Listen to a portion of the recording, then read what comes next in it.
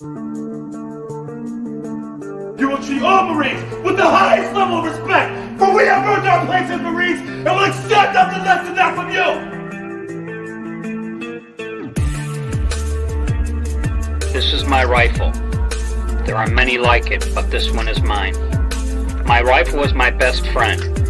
It is my life. I must master it as I must master my life.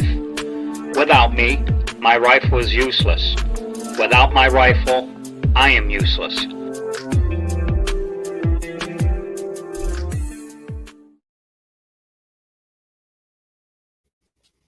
What is going on, all my jarheads out there? Welcome to the Jarhead Podcast live Marine Corps birthday celebration. Today is Thursday, November 10th, 2022. It is the Marine Corps birthday.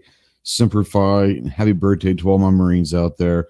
We decided to go live tonight to kind of do a celebration. We're going to have some people stopping in and out throughout the podcast and kind of telling stories and having fun and all that stuff. Before we get going, we do want to go over a couple things real quick. First, if you're a veteran, really anyone, but especially if you're a veteran and you're in that hole, you're in the darkness and you're looking for the light, call me, text me, email me 24/7. I cannot give you medical advice, but I could probably be a pretty decent ear to listen and get you through some stuff. If in fact you are looking for some medical attention, someone that can get you towards some medical attention, remember two things. One, you are not alone in this fight. You have a lot of brothers out here that are willing and able to help you in any way possible. And two, I can't stress this enough, but the world is going to be a much better place with you in it. So please, I implore you, utilize the Veteran Crisis Hotline, 1-800-273-8255. Once again, 1-800-273-8255, the Veteran Crisis Hotline. If you're on your cell phone, it's pretty simple. Dial 988. Just dial 9888. 988 will get you there. There's no judging. There's nothing. It's help. We all go through it. And once again, you're not alone. So get some help. It's okay. Drop the shield, drop the pride. I know a lot of it is pride, but I promise you, you're going to feel better when you get help. So get some help out there. We are obviously Spotlight United States Marine Corps. If you have any questions on what it takes to earn the title of United States Marine, see their website, marines.com. Tomorrow is Veterans Day, so we want to go ahead and give a shout out to all veterans out there. Thank you for your service. Thank you for taking the oath. And so tonight like I said, we're gonna go through and share some stories. We'll get some guys are gonna jump in and out throughout the show.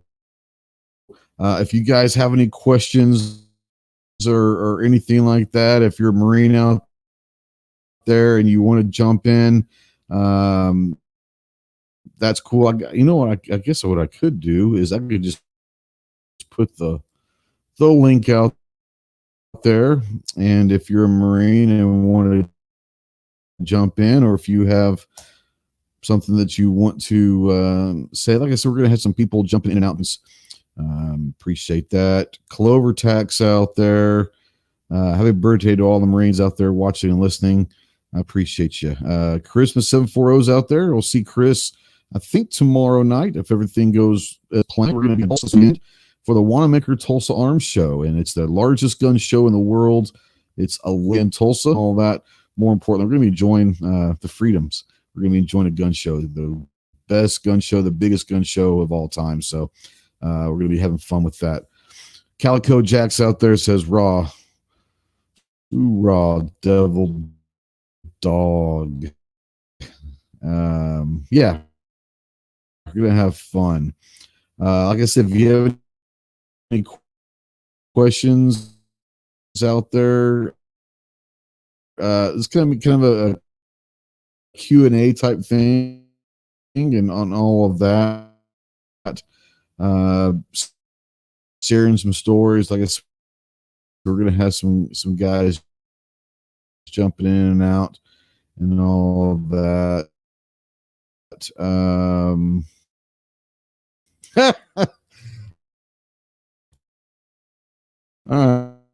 right, let's address this one. Goes Clover says there's a lot of reasons where I think that the Marine Corps as a branch, as a whole, not by specialized units or anything like that, but as a whole,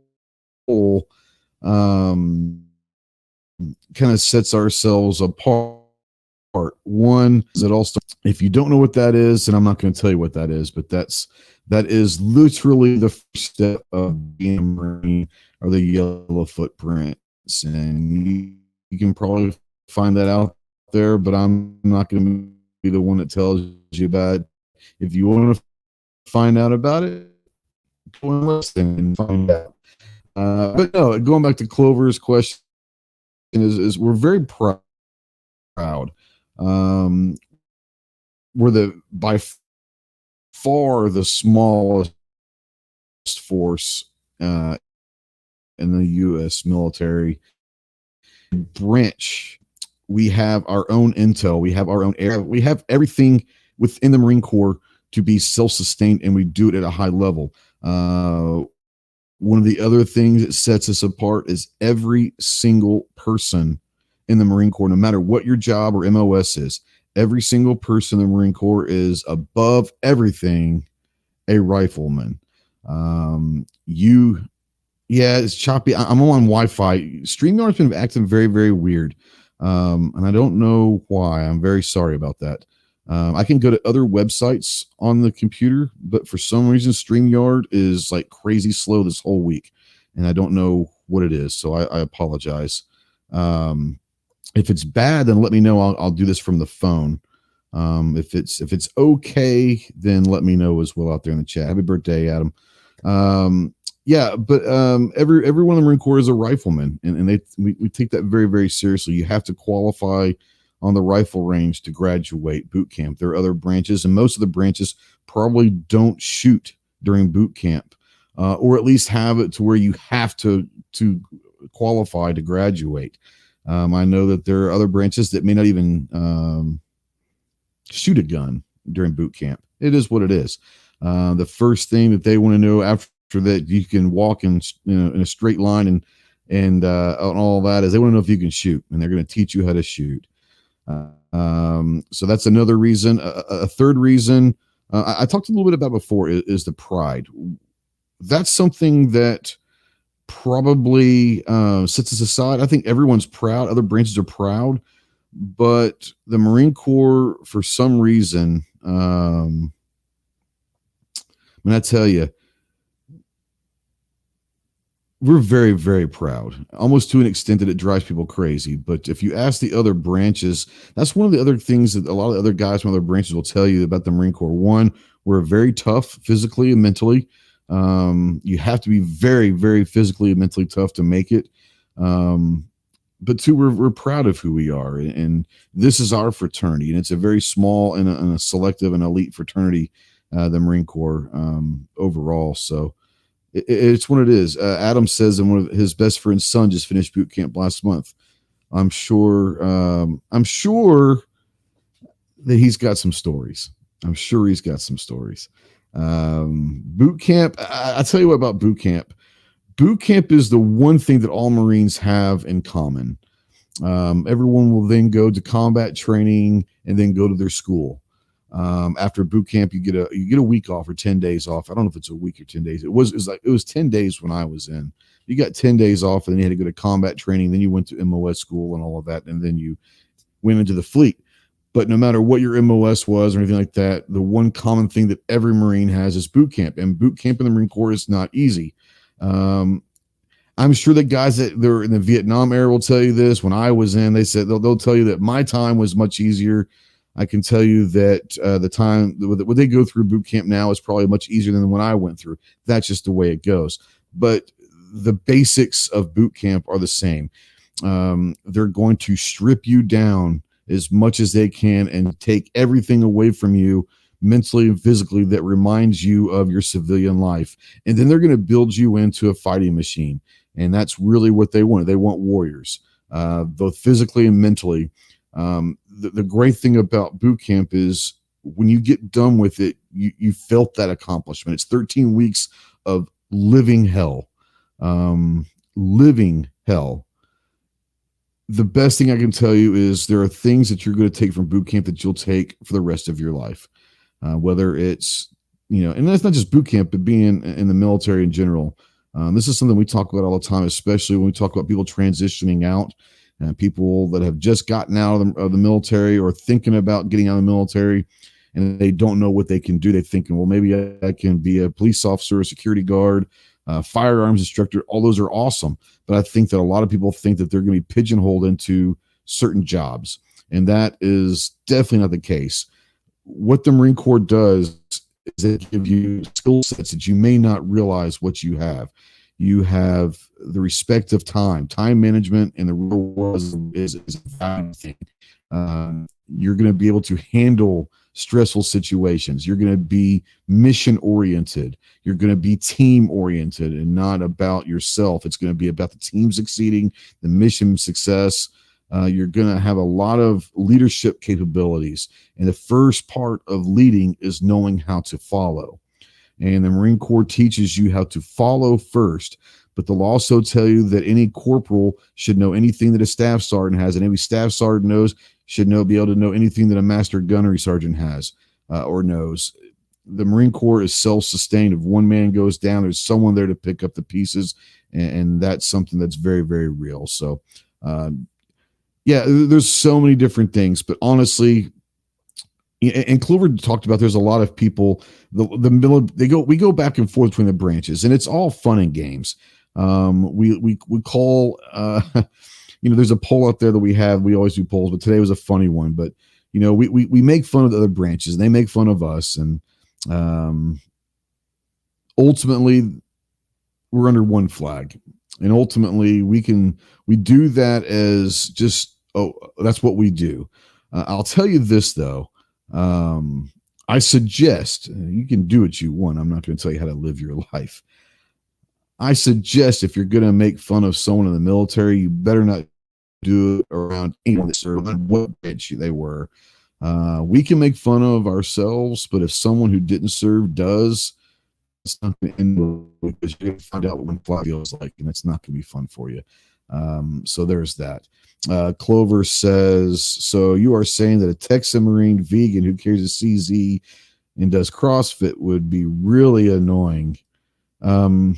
That might be the worst of the worst because people say, and I fall into this, people say there are two types of people that you're never going to have to ask who they are because they'll tell you. One's a Marine and one's a Texan. I'm a Texan Marine, and yes, we're very proud of the Marine Corps, and we're very proud of Texas. I've actually lived now in Arkansas longer than I lived in Texas, but I'm always going to be a Texan. So, but yes, I would say that a Texan Marine vegan who carries a CZ and does CrossFit would be the most annoying person possibly in the world. That's a fair statement. G23 says election day coverage his thoughts on maybe why it's choppy. Could be, like I said, for some reason I had to do Tuesday night show off my cell phone because it just took forever to get the laptop up and going. It was just everything I did, it took forever, and it was just bad. And like I said, I can go to any other website and it's fine. For some reason it's StreamYard, and that's a good thing, I guess. Maybe StreamYard is getting popular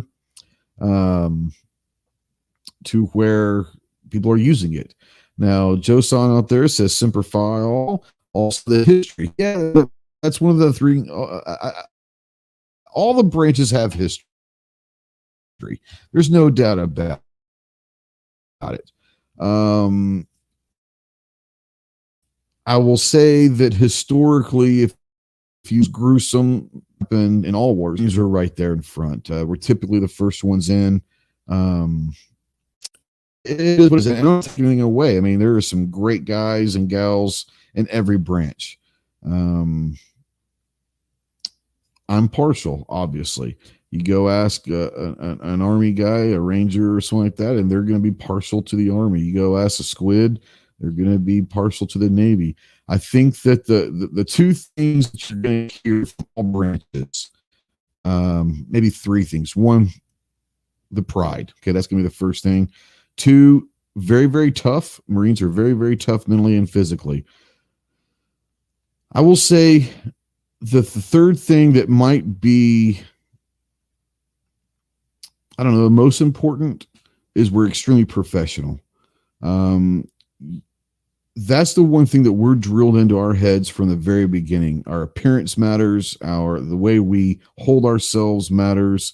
The way we talk matters. The way we go about doing our business. We are going to fuck around a lot. We're going to play really hard. A lot of the stigmas about the Marine Corps are true. For the most part, like to party a lot. We're going to drink a lot. We're going to get in a lot of fights. It is what it is. All branches do that. I think the Marines, for some reason, just have a bigger one. But I'll say when it's time to work, you can go ask other branches, say when it comes right down to working, who's the best, who's most professional.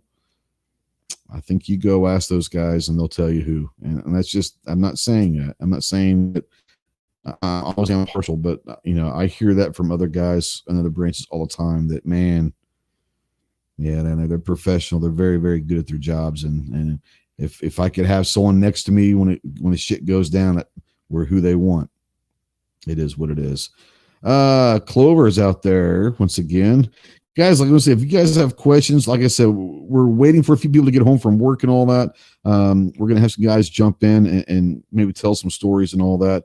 But Clover, until then, we'll do a Q&A, so it'll be fun. But Clover says, what do you think are the most iconic skirmishes, battles involving Marines? There's a bunch of them. Obviously, the one that people know, maybe they don't know. So you've seen the Iwo Jima Memorial where they're raising the flag on top of Mount Suribachi. That's iconic because of the flag picture and all of that. Iwo Jima was a big one. There's a couple that come to, there's a bunch that come to mind.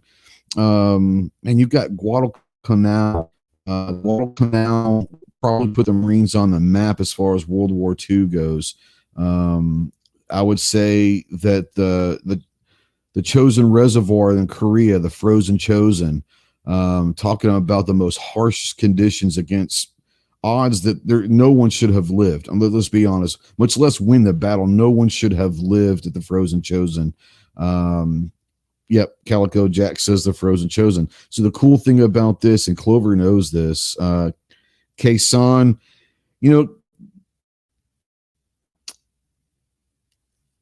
yeah, iconic though. I think the frozen Chosin, Guadalcanal are the two iconic ones. But Clover knows this. A few years back at the Marine Party at SHOT, I was there, and they have a museum inside the Leatherneck Club and all of that too as well. And I was looking at a bunch of different stuff, and they had this Korean War kind of stuff. How do you put it? Display, I guess. And one of the guys that was there says, "Hey, man, you want to meet someone that was there?" And I was like, "What?" And there's an old salty dog there that was at the Chosin Reservoir in Korea. So I got to meet him and sit there and talk to him, and we exchanged phone numbers. And he sent me a text a couple weeks later of he still had all of his gear, if I'm going to call it that, the trench tools and canteens and all that from the Korean War from the frozen Chosin. He sent me a picture of all that stuff, and this guy's crusty old guy. And I mean, you're talking about someone that lived that shouldn't have never lived. Should have never lived. Let's just be honest. There's a few battles the Marine Corps has been in that no one should have lived, much less win that battle. That's kind of why I go with the Chosin Reservoir, the frozen Chosin, we call it, and Guadalcanal. Those are the two that there's no logical reason why everyone shouldn't have been slaughtered, but yet we win that battle. Go figure. How many times have I been to Ton Tavern? I've never been to Ton Tavern. I've never been to Philadelphia. Something that I will do, obviously. I've never been to Philadelphia yet, so I've never been to Ton Tavern. That is definitely, I mean, that's obviously a bucket list thing. I'll get there, but I've never been to Ton Tavern. So people who don't understand, Ton Tavern was the bar that in November 10th, 1775, my Marine Corps came alive. It's an inside joke. If you know, you know.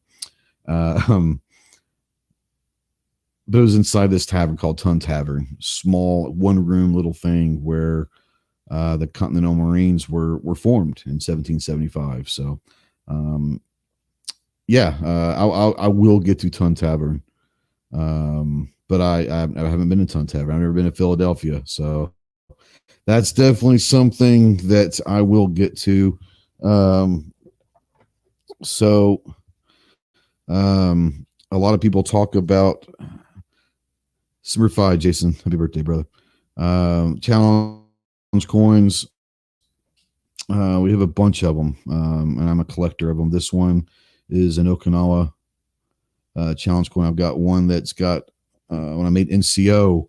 I got one. I've got one I got all bunch of unit ones. I've got all sorts of them. I'll tell you an interesting thing.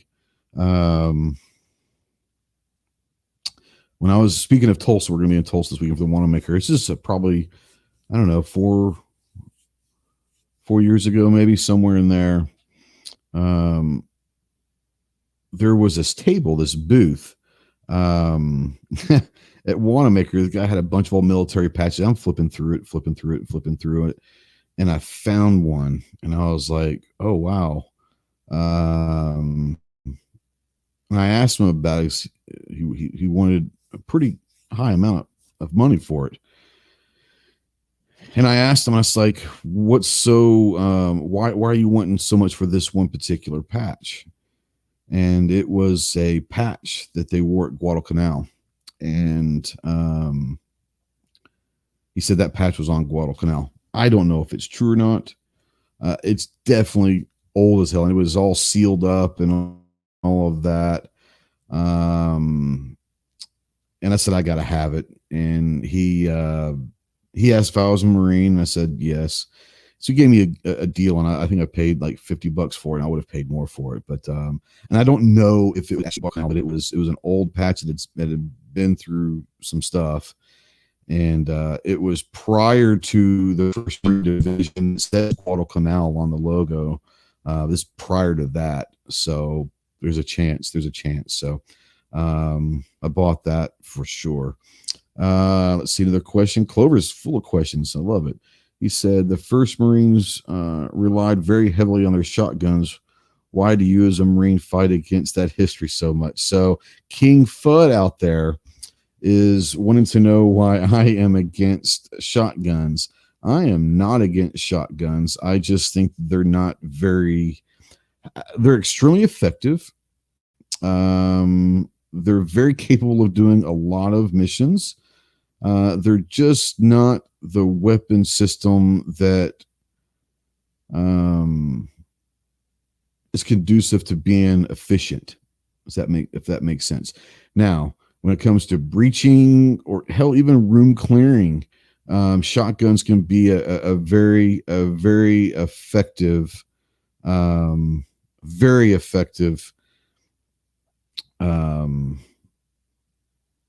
weapon system. I enjoy other things.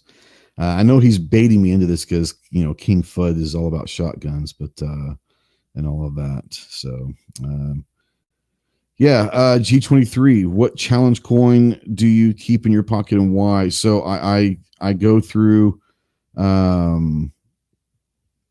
I rotate them out. I've got one that's from an old unit of mine. I've got one that was given to me when I made NCO. I have this one that I carry right now. It's the Okinawa one. And like I said, I'll put that over there for now. I'm carrying that one right now. Okinawa was a very special place to me. One, I loved it. It was my first duty station. I had an absolute blast. I was only on island for maybe half the time I was there. But I loved it. But most importantly, I met my wife there. So Okinawa will always have a very special place in my heart. For that, and as many things as when a lot of people know this about me. When I first got out of the Marine Corps, Hosan said Camp Foster. Yeah, Camp Foster was it is. I think it's pretty much the biggest, maybe Kinzer, but I'm pretty sure that Foster was the biggest Marine base. It's where headquarters was for sure. But I spent time at Hanson, and then the last couple of months at Camp Courtney. But I was up at Hanson's, but I spent a lot of time down in Okinawa City, if you know what I mean. And Joe-san knows exactly what I meant. I don't even know where I was going with that, but I'm talking about when I first got out. The last 6 months or so of my time in the Marine Corps left me the very, very bad taste in my mouth when I got out of the Marine Corps. Now, I was a little bitch. I'll admit that was probably a lot of it was my fault. Or at least me letting it get to me that much was my fault for sure. And honestly, it took the towers falling a few years later for me to kind of look back and realize and appreciate everything I did and be proud of all of that. That said, I look back, and even with the last 6 months of that being just hell, and a lot of that wasn't necessarily any individual's fault. Understand that this is the 90s, where in the Clinton years, they had basically frozen promotions. They were trying to downsize the Marine Corps footprint. And so they were trying to get people out. And some people took that very seriously about trying to get people out. And it worked for some of us. But no matter what happened with that, I can always look back and say, people will say, do you regret it? Well, not for a second.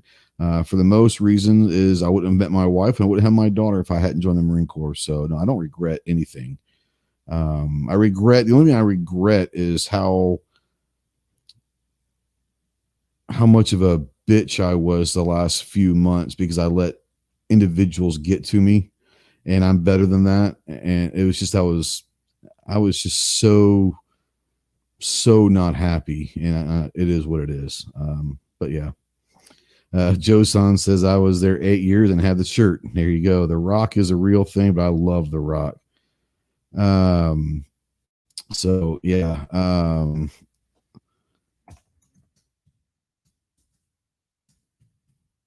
Hold on here. I'm trying to type. I'm not,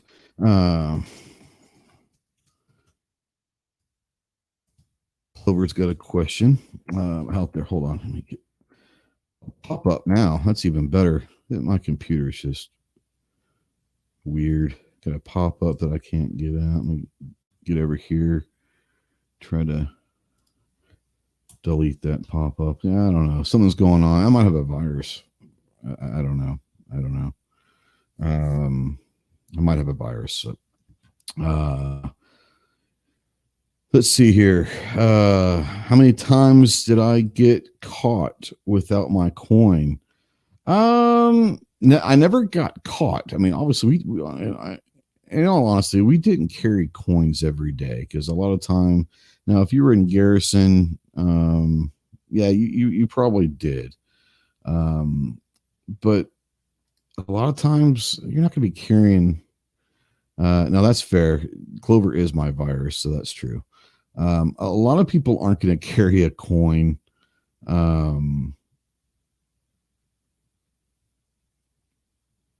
When you're out doing stuff, it's just not, it's not feasible. But then again, you're not going to be challenged typically when you're out doing stuff. When you're in garrison, or if you're at a bar, or if you're at a celebration, whether it's a Marine Corps birthday or a mess night, stuff like that, yeah, you're going to get challenged. Especially the younger guys are going to get challenged by the older guys, and it is what it is.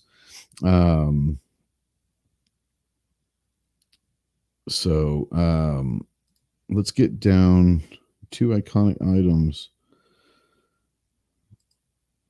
There you go. Yeah, the Marine Corps sword, man, it's gone through a couple different variations. I'm getting text messages. Sorry. If today's been very busy on my cell phone, if you can imagine. But a lot of people sending texts throughout the day and on all of that stuff.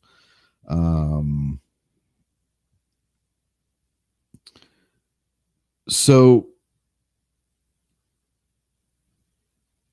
the Marine Corps sword, and I might get these dates wrong. I know that it was initially based off of like an army sword. Okay. And then the officers, oh my God, sorry.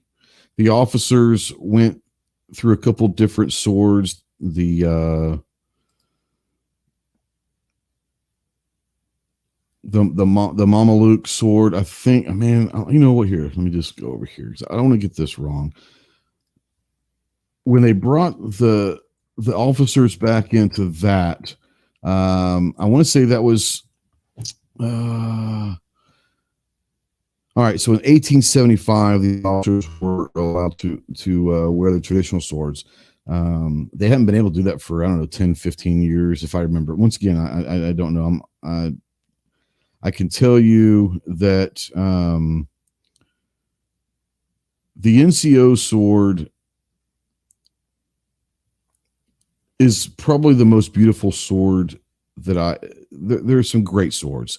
The NCO sword is amazing. I'm just going to read this to you real quick. History and development. U.S. Marine. So the non-commissioner sword is worn by NCOs, staff NCOs. NCO sword was adopted in 1859 and patterned after the U.S. Army's foot officer's sword of 1850. There you go. The 1859 NCO sword continues service today. It is restricted by regulation to ceremonial occasions by an NCO or staff NCO in charge of troops under arms or at weddings and receptions where at least one of those being married is in uniform and has the rank of corporal or higher, which is pretty cool. Now, the Mameluke sword is the officer's sword, and it's crazy pretty, but I like the NCO sword a little bit better. The Mameluke, I'll tell you what, let me go over here to the Mameluke, see if I can find a picture. So images, and I'll show you a picture of both. So this, we share. I'm going to do a share screen.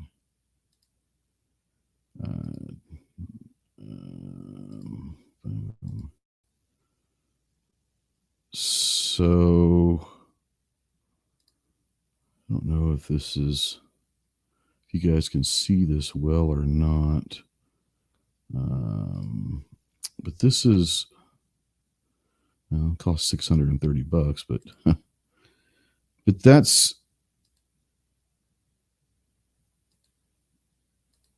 it right there. It's beautiful. It's a beautiful sword. This is the officer's sword. Now, that said, let me go and show you the CO sword.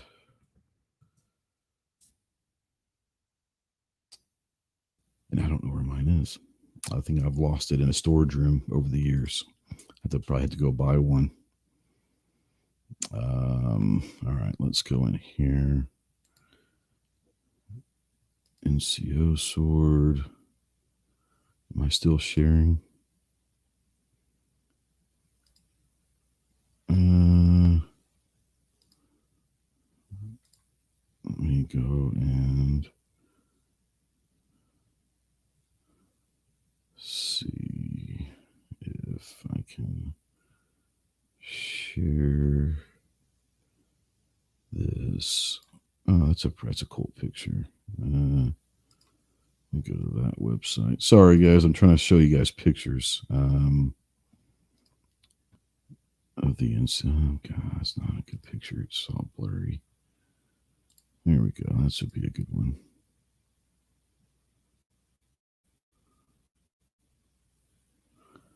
No, it's not. Here we go. That's a pretty cool looking picture.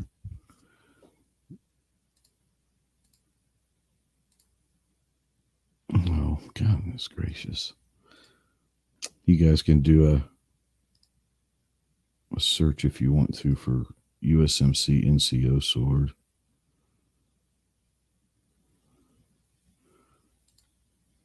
I'm trying to find, this is a display, but it kind of shows the sword itself.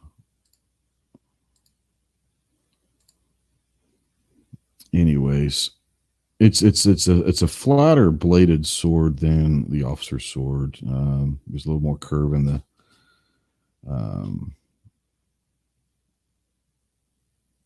and they're shorter, I believe, than the officer swords. But the NCO sword is a beautiful, beautiful sword. Like I said, mine, I think it's no longer with me. But I'll be able to, I'll go buy one somewhere and get one. But oh Lord, here we go. Probably the most important question of the night: do you have your crayon snacks close to you? So yes,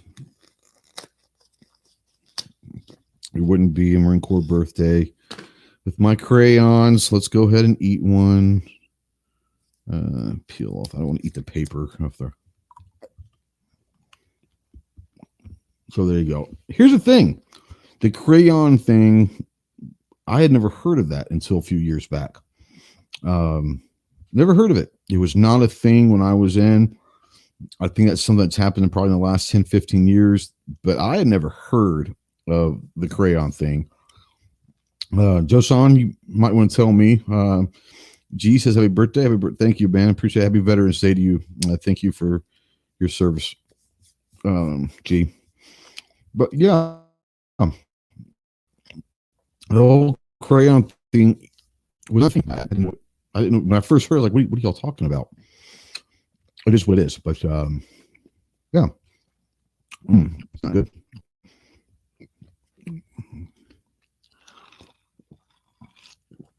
Yeah. So we do have a couple of Marines out there. Yeah, Calico says the crayon's a new school. It must be, because I had never heard of it before. The worst thing, check your poop tomorrow. No kidding. The worst thing that people used to call us was Jarhead, but they didn't realize that we embraced Jarhead. Like, we love that. Like, there's not a whole lot you can say to us that's going to upset us. The Jarhead was probably the worst thing people call us, but they didn't realize that it didn't, at least I've never known any Marine that Jarhead ever bothered. Matter of fact, I mean, I named the damn podcast Jarhead Podcast. So Leatherneck is a good one. Devil Dog. We don't call ourselves Jarheads very often. We don't call ourselves Leathernecks very often. If we call anything, it's usually Devil Dog. Like, or most of the time it's like, "What's up, Devil?" or whatever. At least in my experience, when we just didn't call each other Marine. "What's up, Marine?" Or Devil Dog or whatever. Most of the time it was just Devil. That's just what we did back in my day. Might be different today and all of that, but most of the time it was just Devil. Yep. It's badge of honor, Jarhead. Sure. He says, hey, Devil. Exactly. So Devil's that's kind of what it was for us was, hey, Devil Dog, or hey, Devil, or hey, Marine, or whatever. Usually if you got called Marine, hey, Marine, it was not going to be fun for you. It was probably some crusty old staff NCO that Master Sergeant or First Sergeant that didn't like your ass, and you were doing something wrong. Come here, Marine. Oh shit, here we go. No, G23, it did not start in the 90s because I was in the mid 90s, so it did not start then. I didn't hear about it until literally about 5-10 years ago. I'm not saying it might not have started, but I never heard it in the mid 90s. Not me, but it might have. I never knew anyone that talked about it either. I think that's more of a last 10, 20 years. Joe Son said he got out in 99. It wasn't a thing. So there you go. So I don't know. I had never heard of it until a few years ago, but I mean, hell, if you're going to, here's the thing. And this is one thing that people understand. It's a preemptive strike.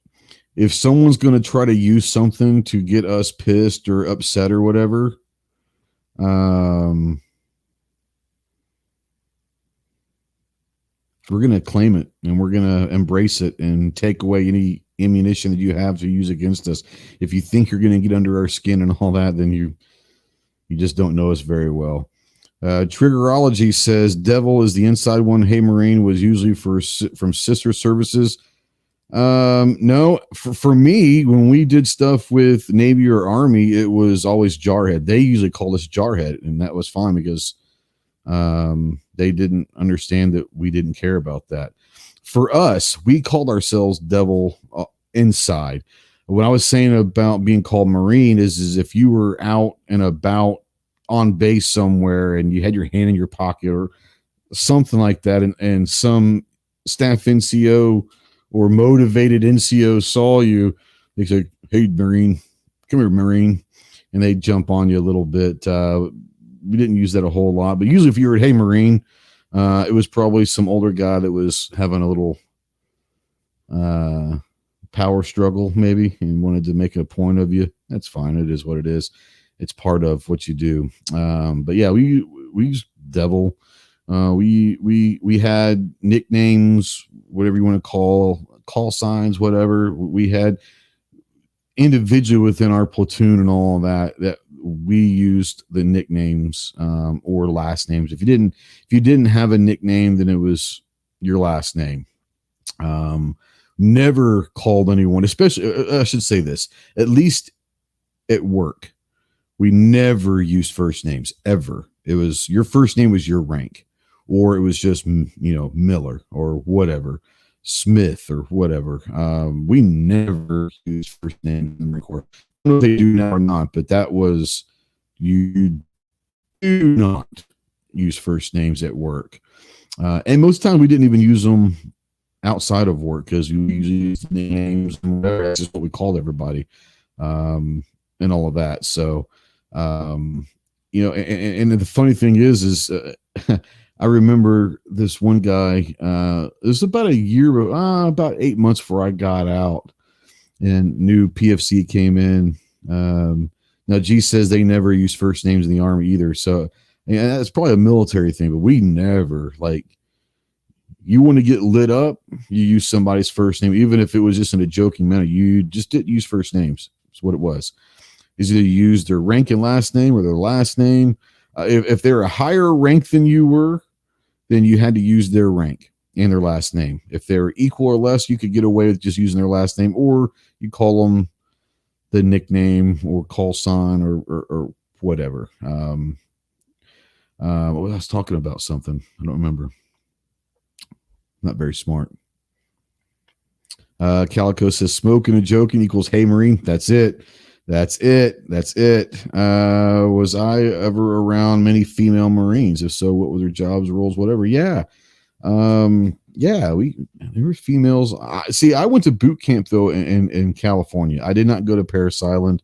I went out in San Diego, and all of the female Marines, or we call them WMs, the women Marines, they went to boot camp over at Parris Island. So we never saw them until we got to school, because they weren't in combat training either. At least with us, they weren't.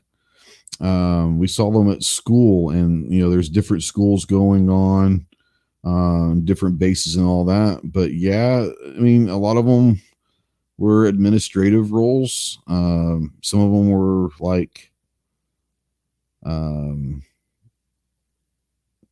they drove 5 tons, or they were motor T guy or people, mostly administrative jobs. When I was in, I don't know what they're doing now.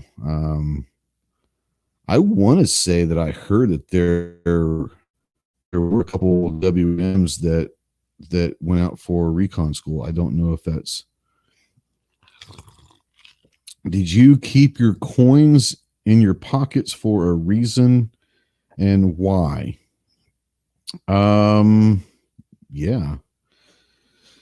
So the whole challenge coin thing, once again, I think it's probably taken a lot more seriously in different units, different jobs, and all of that. It was never a big deal for us, except for when there was, like, if we were in our blues for some reason, whether it was the Marine Corps birthday or a mess night or something like that. If we were in our blues, then you better have your coin on you. And basically, if you got challenged for a coin and you don't have it on you, you're gonna rack you. But ultimately, it was a pride because you had to buy the beer. Let's just be honest. You had to buy the beer. And if you had to buy a beer, you got a pretty large platoon, or you're with your company, or you're with your battalion, or whatever, and you don't have your coin, it can get pretty expensive pretty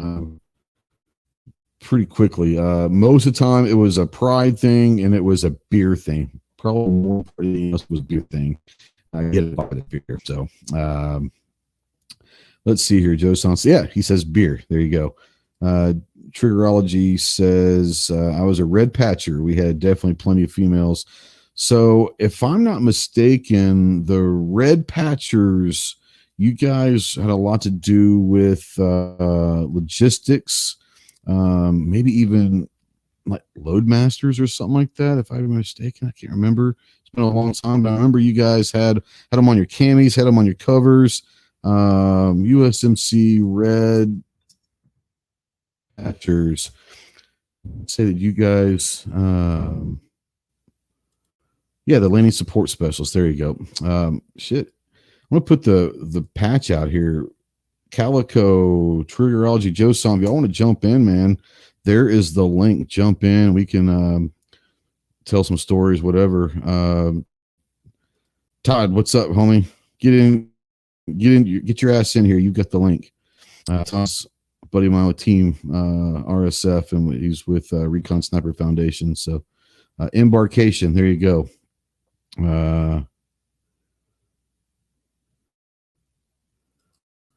Did you drop change so you didn't have to salute female officers?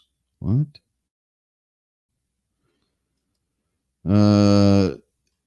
No. Here's the thing. With the Marine Corps, we like to have fun. We like to play hard, but we were very,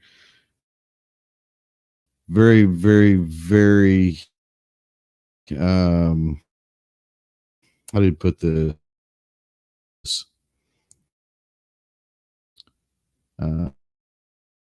Professional. Even if you didn't like a specific officer,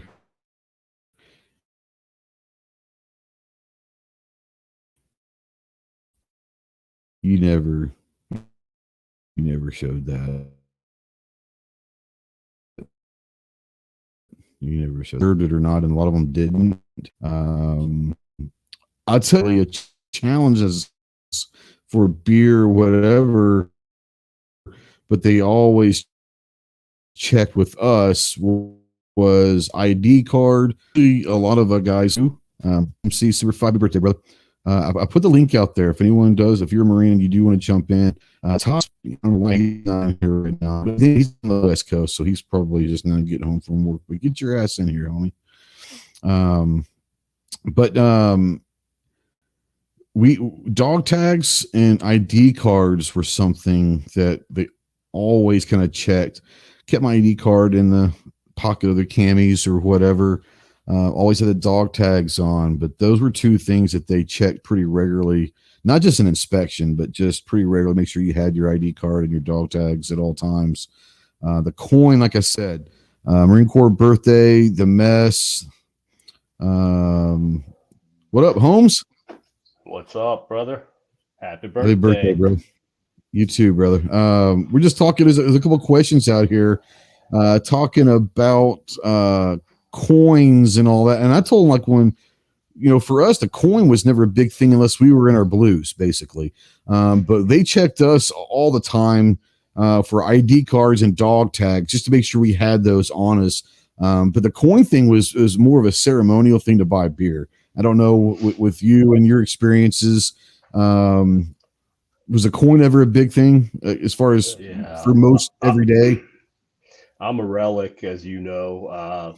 When I was in, coins was definitely not even a thing. Even when we were having, in our blues, whether it was at the ball or mess night, right?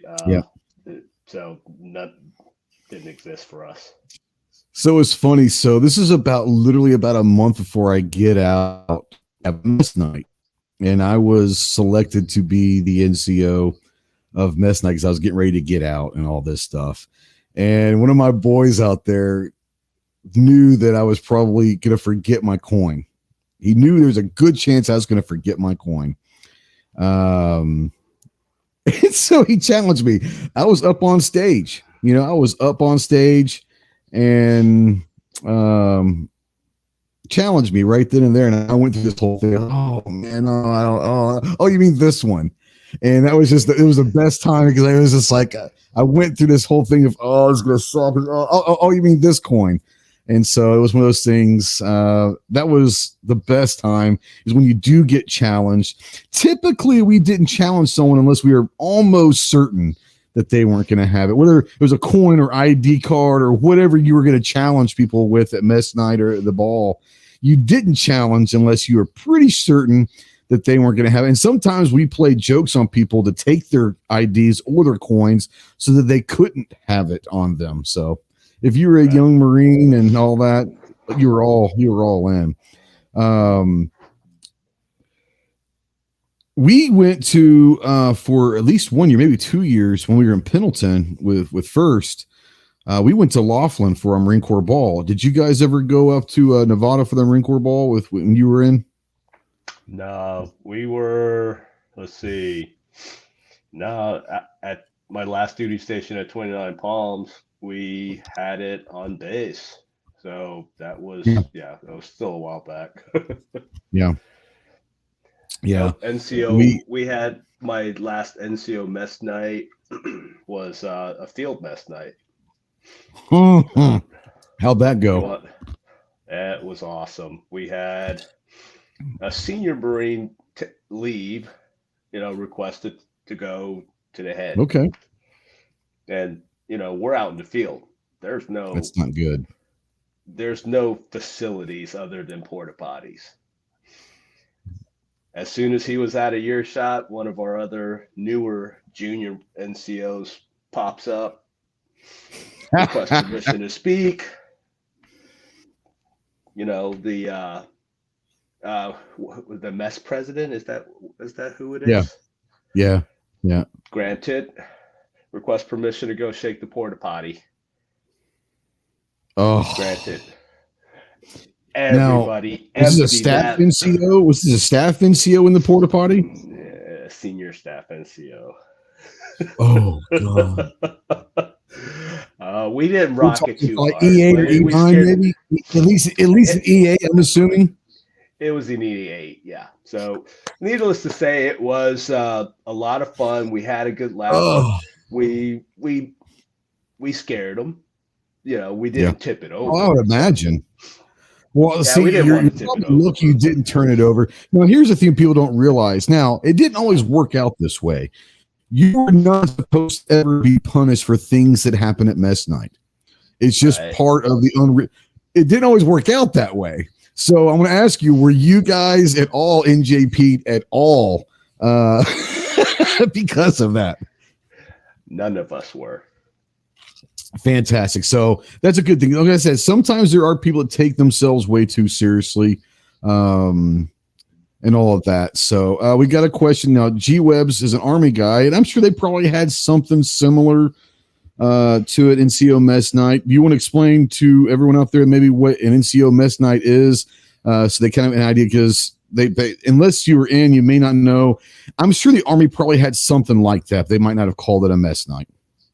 It's a I'll let you You have the voice. I'm just getting over a cold, so I'm fighting off the cough. Yeah, so mess night was kind of just a way you got into your mess dress. And a lot of times, sometimes we never did. Now I know that now they wear like the white pants. We never wore the white pants. But it's how do I put this? It's a party to bring up traditions, but more importantly, it's just about esprit de corps. I mean, honestly, it's just about the brotherhood. You play jokes on people, but you have to do everything in a certain way. You have to ask permission to do everything. And there's usually there's a staff NCO and an NCO that's kind of in charge of that. Or put in charge, how to put that, but they're the ones that you have to ask permission. There's a lot of ceremonial stuff that you do with this. More importantly, it's just a way for us to get dressed up. So the Marine Corps boys bring date. The mess time, we don't bring dates. It's just us. And a lot of it's just having fun. It's a lot of it, you had to do certain things, but it's all about bonding. Is that a way to put it? It's just about bonding. It's having a really, really good time. You're dressed up. Yeah, it's like a dinner party. It's not necessarily a dance. It's just a party. But you get dressed up. You have to do certain things. There's certain structures to it. But it's ultimately, like I said, the unwritten rules are whatever happens in mess night, you can't be punished for it. It's what it is. So you can imagine some of the stuff that happens. If there is someone that people just don't like, there's a good chance they're going to have something happen to them during mess night. It's kind of like the get out of jail free party, if you will. Is that a good way of putting it? It's a get out of jail free party. It is, but I think it is also, like you said, right? A bonding. It's a bonding thing. Ceremony. Yeah. Right. It's so NCO mess night in the Marine Corps was for corporals and sergeants. The president of NCO mess night, if I remember correctly, is usually the senior sergeant. Sergeant. Right. And then there is a staff NCO that's there. Right. We had senior staff there as well. They were invited to be part of this bonding. Right. So to one of the guys who was at G Webs, probably doing websites. Yeah. So to a degree, yes, you are absolutely right. It is a party, but there's no dancing. It's no for me. Not there's not as officially part of Mets night. Yeah, we did. We had a lot of fun. Cracked a lot of jokes. It's a lot of fun. We all sat back, smoked cigars, right? Yep. Yep. One of the things that we had was the wine that we drank. What was that? Was it like a tawny or a sherry?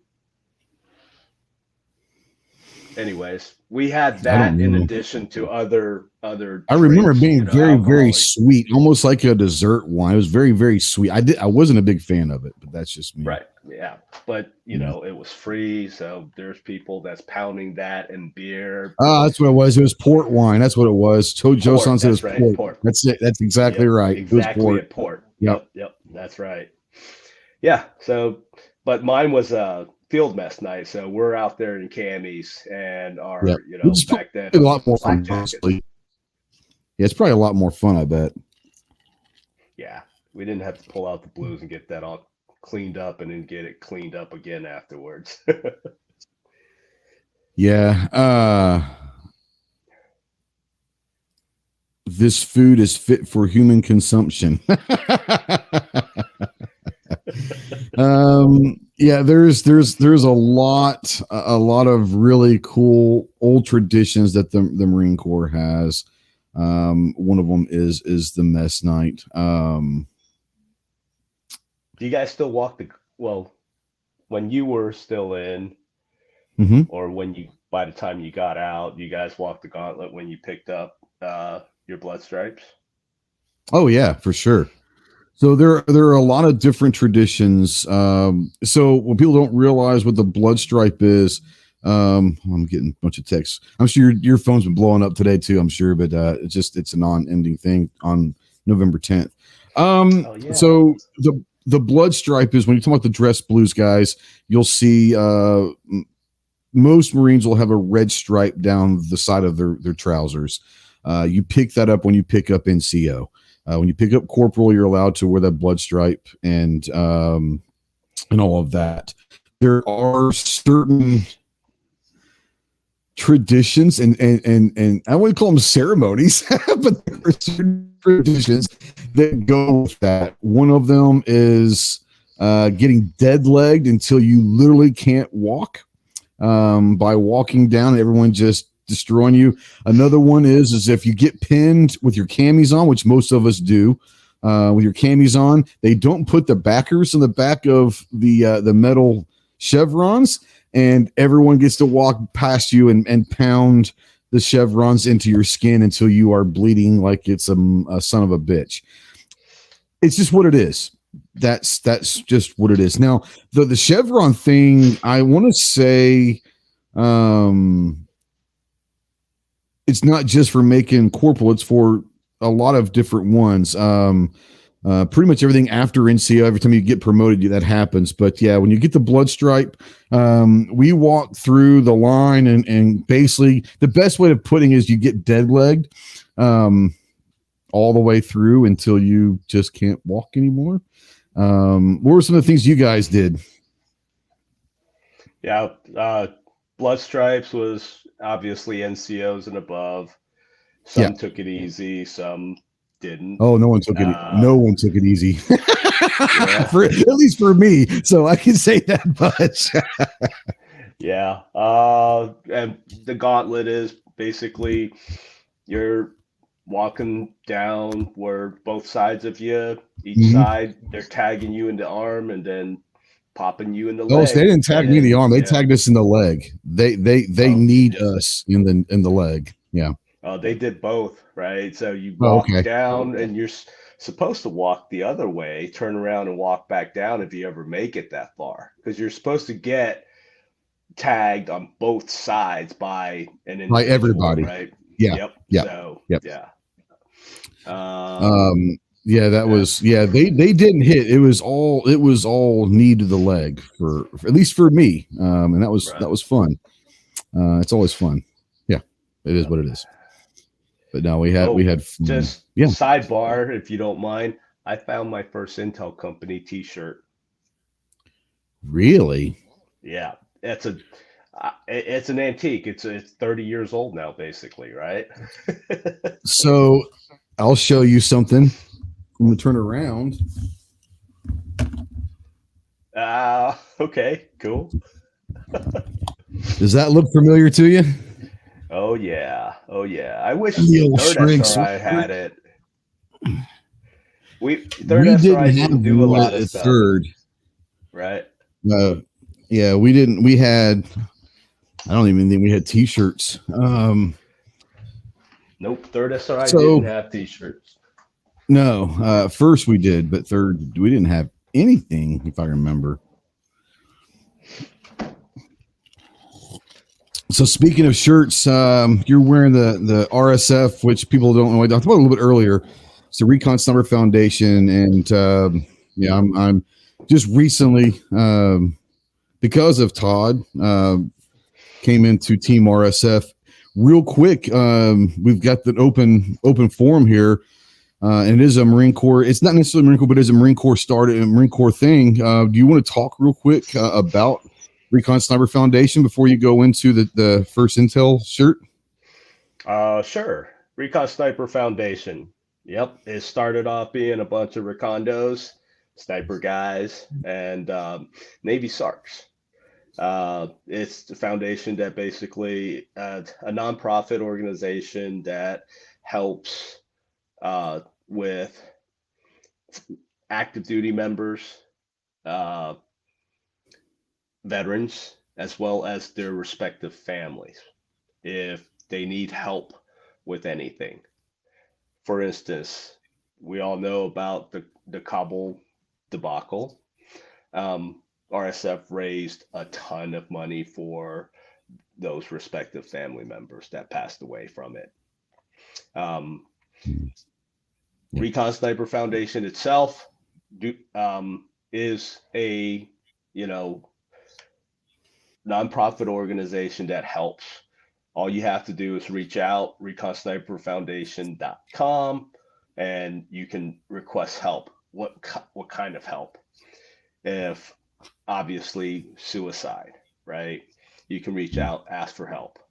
If you're a veteran, you got a buddy that passed away, you can't afford to get out there, apply, and we can see what we can do to help you get out there, right? We had a recon Marine that has a daughter that has a very rare disease, and in order for her to be in a hospital that is the best, that would take care of her the best, they're a couple of states away. So we put them, we provided help, assistance out there for the family, for him as well. We have counselors, and we have people that, if we don't know the answer, we're going to point you in a direction to get help, whether it is active duty, help, or VA help, or other methods. Team RSF is the competition side of RSF. And what we do is just a bunch of guys that got together and says, hey, I want to do action pistol or action shooting with USPSA discipline, IDPA discipline, steel, 3-gun, 2-gun, multi-gun. We have folks that just ran the marathon, Marine Corps marathon, and we have the endurance team. We have the Brazilian Jiu-Jitsu team. We have a skydive team.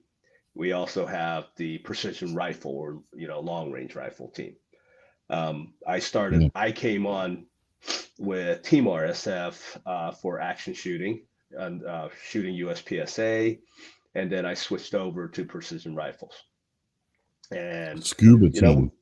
There is a guy that just started, that joined us, and he is rounding up his posse out there in the Southeast, and they're doing a lot, and they're posting a lot. They're doing a lot of dives. So I think this weekend they're supposed to be doing a dive, I want to say at Blue Point. And, basically it's to get together, get out, celebrate the Marine Corps birthday, and get out and dive, get out and get wet. I'm not sure if that's still going because of the hurricane though. So I have to check. Yeah. So Recon Sniper Foundation donations, right? As well, if anybody is able to do anything to help, greatly appreciate it. Team Recon Sniper Foundation membership is apply. It is on the reconsniperfoundation.com website. Look for member access, and you'll scroll down a little ways, and you'll be able to find where you can apply. Fill out the application. We check reference. If you're active duty, provide data or snapshot of your paperwork. For us that are out, veterans, it's really going to dig out that DD-214, your graduation paper, right?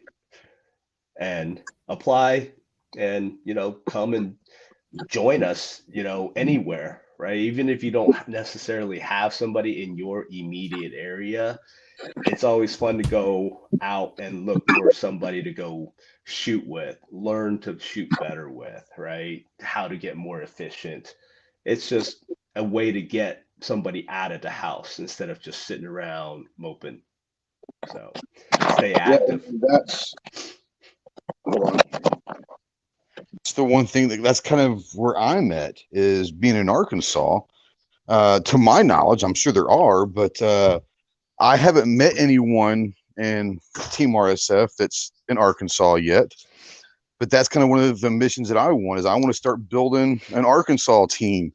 And it doesn't have to be just a long range precision or IDPA. It could be whatever they're doing. But, that way you have your own little fire team within your state or squad within your state, within the organization. And more importantly, you're able to do some more outreach stuff and community stuff as a team within the team. Excuse me. So that's a lot of stuff that I'm going to be planning on doing. I'm looking forward to doing. It's starting kind of like in Arkansas. Get a lot of guys from around here, even maybe in southern Missouri or western Tennessee or whatever, just trying to get these guys around this area involved in all of that, because like you said, more importantly, it's a way to get people out. And sometimes the best healing is to be around your brothers. So I got off the computer. I'm on my phone now with a headset, so it should sound better. So hopefully it is, but getting people out and doing things is going to be the most important thing, because some of these people actually probably need to be around some brothers and need that social interaction to help them whatever they're doing. So G23 says, does RSF partner with Hold My Guns and WTTA? No, Hold My Guns, and obviously you guys know that I'm great friends with Sarah, and then obviously with Sadini and Jacob at Walk the Talk America, and they have their own missions. Not saying that we couldn't, because there's something that we can probably talk about, and we go talk with them. I can introduce RSF to those organizations, obviously, but different missions completely. A lot of organizations intertwine with missions, but they're all based on their own mission. WTTA's mission is different than Hold My Guns mission. It's different than RSF mission. It doesn't mean that the mental health side is not important when it comes to firearms and veterans. It just means that that's not the primary mission of certain organizations. Now, can those organizations spider web together and form an alliance for certain projects? 100%. But, not every organization is meant to work with each other. I'm not saying these aren't. It's just they're different missions, completely different missions, and all of that.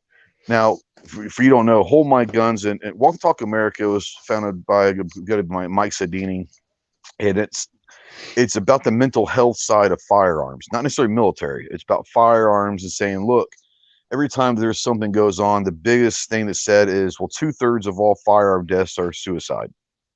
And it's a real stat. But what we're trying to do, Walk the Talk America is trying to do, I should say, is trying to get that conversation going so we can cut down firearm deaths. And a lot of those are suicide. And a lot of those are veterans. Let's just be honest. But that's the mental health and guns is the Walk Talk America. Where Hold My Guns, and Sarah Albrecht is a great person, great dear friend of mine. What she has done, once again, the mental health side of things, is a preemptive strike on red flags. Okay, and this isn't a generalization of what it is, Todd. But basically, if you find someone that you feel is maybe not in a good place mentally, or if you yourself is not in a good place mentally, and you're honestly worried about them causing damage to themselves or someone else with firearms, instead of legally having to go and get these red flags or get whatever, what Hold My Guns trying to do is getting gun shops and different like FFLs around the country to say, hey, we'll be your safe haven. You can bring your guns to us. We'll store them for you, transfer them here. We'll be legally obligated to control them, to keep them safe. And when you're ready, instead of having to go through political red tape or whatever, a judge or whatever, when you're ready, come back and get them. And I think it's a phenomenal idea. Once again, a lot of veterans could be help with that. But once again, each one of these organizations have their own missions. Could they intertwine? Absolutely, they could. But to your knowledge, Todd, and I'm new to the RSF game, but to your knowledge, does RSF work with other mental health or firearm organizations as of yet? Not that I am aware of. Right. Okay. I've been taking some notes. I think I'm glad that I joined the conversation here. Yeah. I will reach out to our board and talk a little bit about WTTA and Hold My Guns. Well, here's the great thing about it is Mike's one of my dear friends. Mike is literally about 20 paces from the RSF booth at SHOT Show. Okay, go. Literally 20 Excellent. paces away. So that'll be an easy introduction. I think the Hold My Gun part, right? It's that is definitely another tool, if you will, in the toolbox. Yeah. For our counselors. I think that would be a great way to go. So I think so. Thank you, GW, that brought it up. G23. G23. Sorry. Now, don't hold it against him because he's a 40 Smith & West lover. So don't hold that against him. He's actually a decent guy. But he's all about the 40 life. I see. Yeah. That's okay. No, That's exactly. right. It's okay. Hey, not everyone's perfect. Everyone has their misfortunes in life, but and all of that. I shoot left-handed. People say I'm backwards. I call myself gifted. So let me ask you this: are you left eye dominant or right eye dominant? I am left eye dominant. Or have you always been left-handed as well? No. Okay. Did they teach you in the Marine Corps to shoot left-handed, or did they teach you to shoot right-handed even though you're left eye dominant? They let me shoot how I wanted to. Okay. Yeah. They That's the I'm only left thing eye. they let me do. Right. No, I'm left eye dominant, and they basically taught me how to shoot right-handed. I shot pretty well, so I don't think it really terribly mattered a whole lot. But yeah, it was. I don't remember there being an option, and maybe there was an option. I said I'm going to shoot right-handed because I'm just not. I don't know. Have you since then? Have you always shot left-handed? Give you a story. Yeah. Yes. So I play tennis left-handed, table tennis left-handed. I shoot left-handed. I bat right-handed. Okay. I was a switch hitter. Right-handed.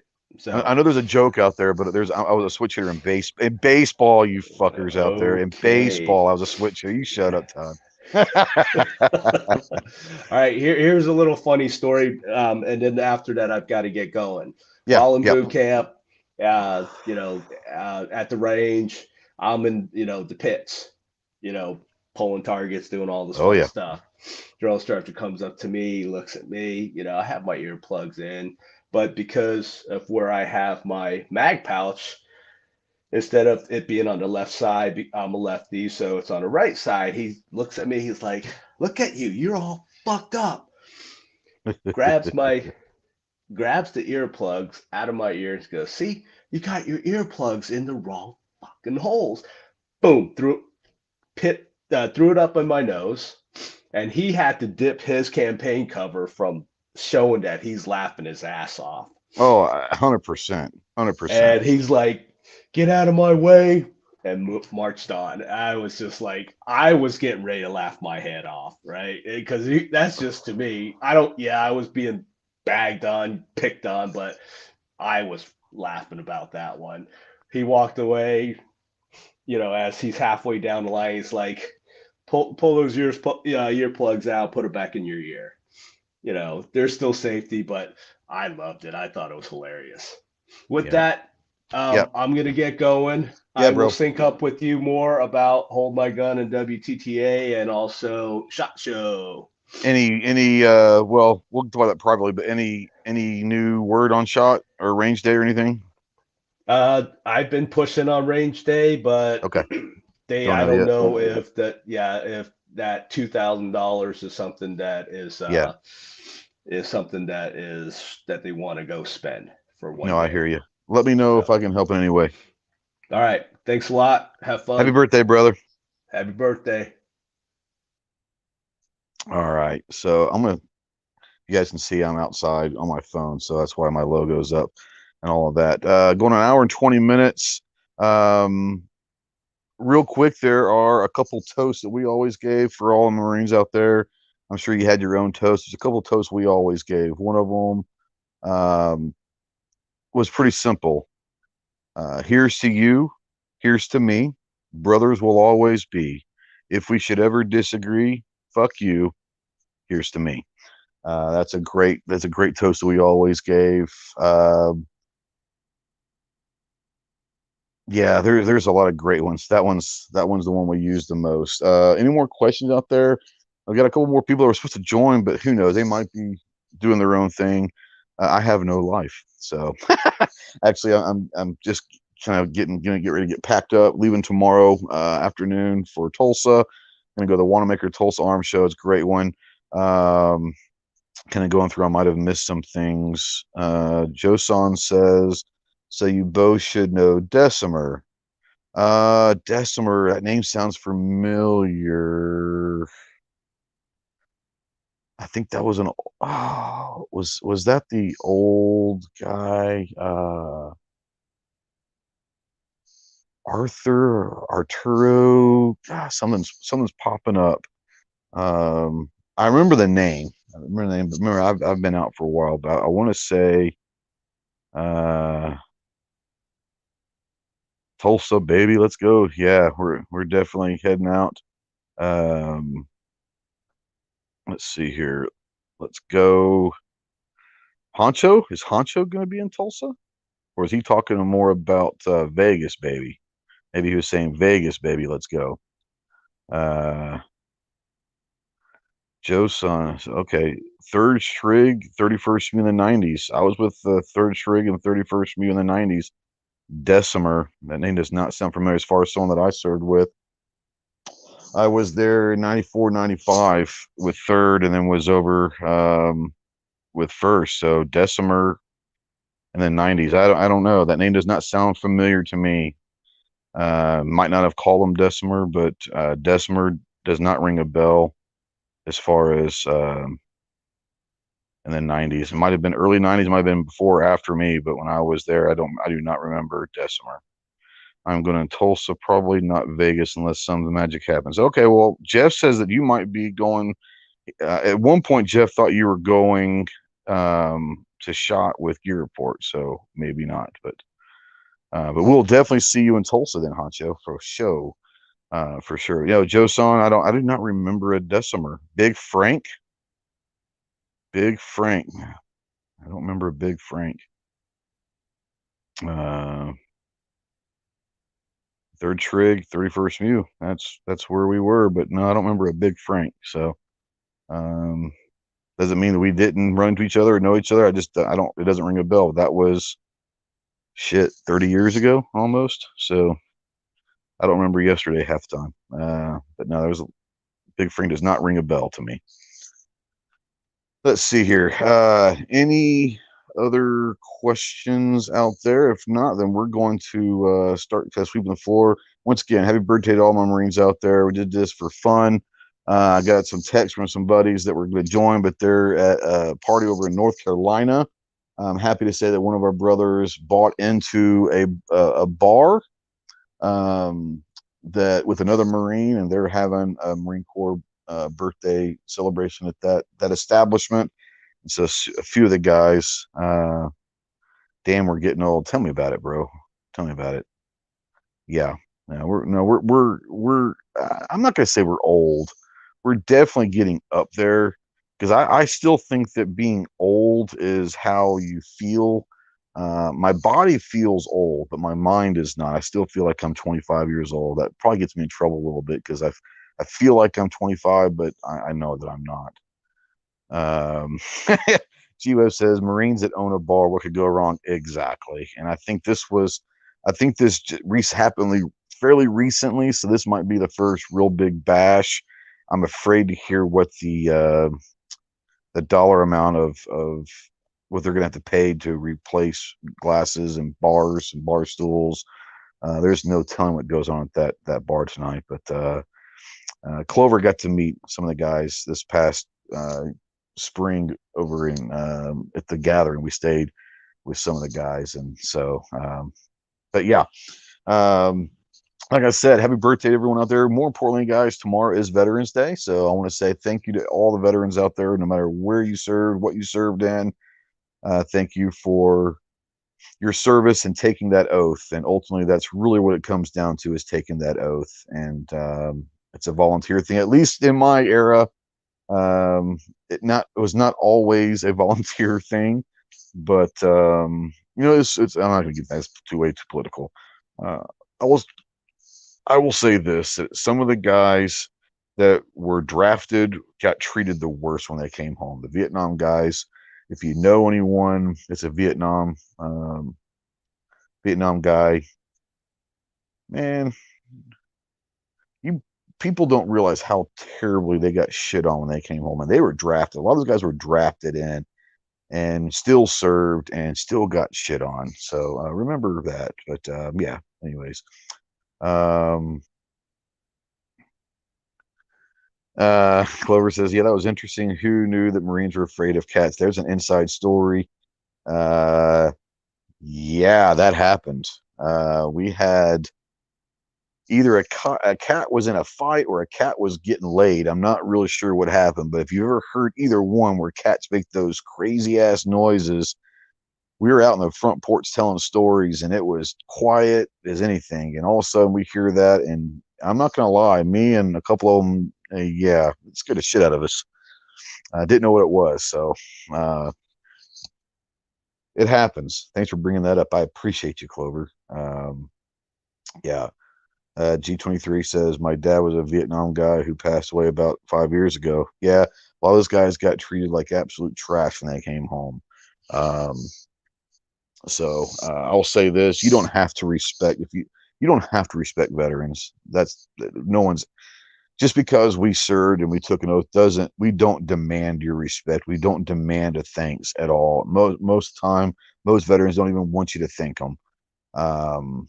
But treating them like shit is a whole different thing. Just don't say anything or do anything. If you don't want to, that's cool. No one's going to be upset if you don't say thank you. As a matter of fact, I tell people all the time, if you want to thank a veteran, this is honest to God. This is I want to leave you guys with this. If you truly want to thank a veteran for their service, be a person and a citizen that deserves their service, if that makes any sense. Be a better human being. Be a better person. Be a better citizen to this country. If you want to thank people who served for their service, that's all you got to do, is be someone that's worthy of service. So I'm going to leave you with that. So thank you guys for watching. I hope you guys had fun. It's another birthday, 247 for the Marine Corps. Thank you. It's tomorrow. Thank you to all veterans. Thank you for, like I said, for serving. Thank you for taking that oath, and we shall see you soon. Semper Fi.